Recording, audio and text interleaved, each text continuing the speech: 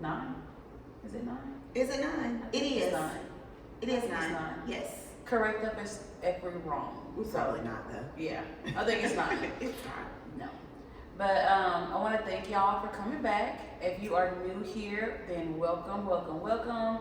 If this is your second or third time, then welcome back. Thank you for coming back and clicking on that button to watch us here. You can find us on TikTok at 4Journeys 4. You can find us here on YouTube at 4Journeys, and Journeys is spelled Journies. Before going any further, please like this video. Please hit that notification button so that you are notified every time a new episode is out. And please subscribe to our channel. It really helps us, and it helps other people be aware of us. Absolutely. So please subscribe to our channel. And this week we're going to be talking about you will repeat what you do not repair. Yes. What would be a telltale sign for someone who may feel like I don't really have no issues. I know who I am. I don't need to do any self-work or anything. What could be a telltale sign that they do need to do some self-work? I won't answer. Okay. What I will answer is, what are some telltale signs? Okay. That's what I'm going to answer. Okay. Who they hang around. Okay. How they treat other people. Okay. Where they're at in their life. Okay. Do they hold themselves accountable? Okay.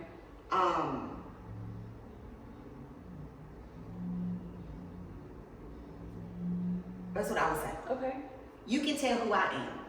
You knew I was of substance when you first met me. Yes. Why? The way you carried yourself. The way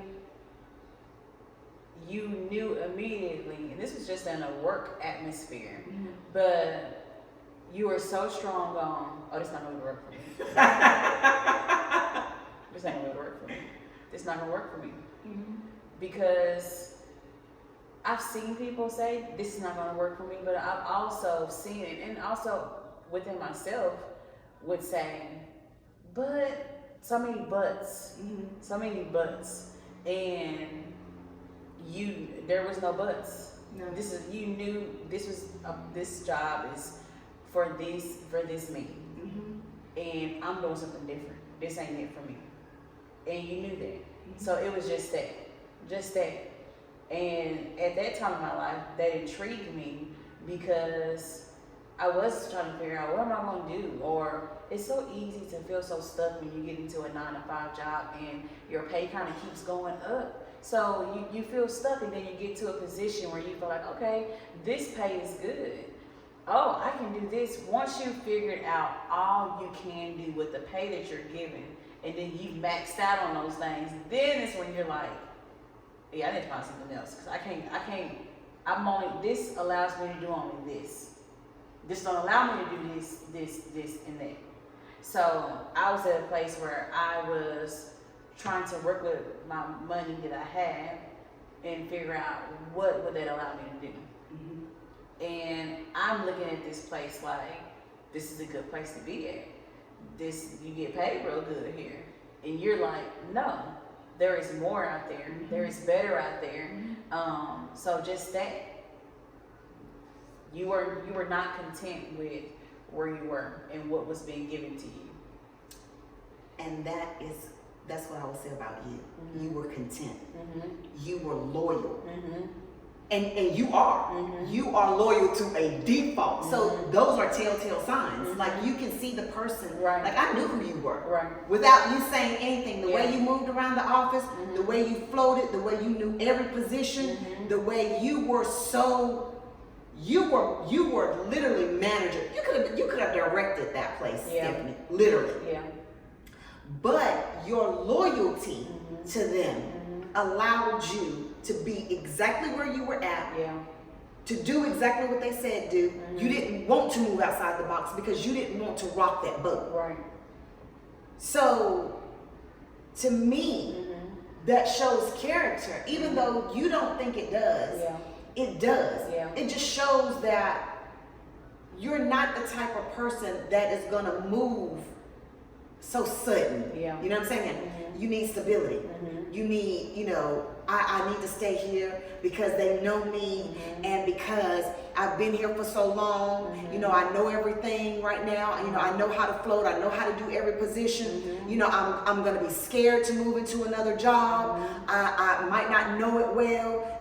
Comfortable. Mm-hmm. My daddy used to say this. Let me tell you this. It's the most important thing Mm-hmm. that I can ever teach anybody. Be comfortable with being uncomfortable. Yes. And that is the way that I have lived all my life. You know why? Because my daddy taught me that at a very early age. Yeah. When I came into that job, Mm-hmm.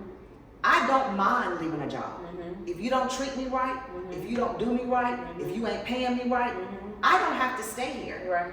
And that's a part of my character. It took me a while to get there. Mhm. It took me a long time to get there. Mhm. But once I was there, I'm coming in with a mission. Yeah. And my mission is Mhm.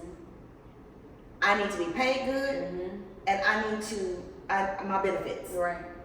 Those are the two things that I'm looking at. Yeah. I want a pension. I have a pension now. Mhm. But my whole thing is, I think that came with the relationship part of me too. Mhm. I knew once I reflected and looked back, Mhm. my worth. Yeah. My worth is in this. Mhm. So why would I not treat myself the same way I treat Mhm. in relationships? Mhm. Why wouldn't I do the same thing at my job? Right. And vice versa. Right. Why wouldn't I do the same thing at my job Mhm. that I do in my relationships? Mhm.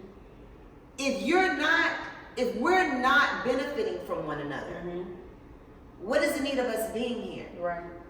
If I'm giving you everything that I have, Mhm. and in return you're giving me your ass to kiss, you don't want to pay me the amount of money that I need, and my benefits suck, why would I stay? Right. Same thing with a relationship. Mhm. So I think in the process of the growth, I learned both things. Mhm. I know how I want to be treated. Yeah. I know how I'm required to be treated. Mhm. Whether you want to do that, it's solely up to you. I can't make you do that. Right. But what I can say is, I'm not going to let you do that to me. Mhm. So that's what I saw in you, Mhm.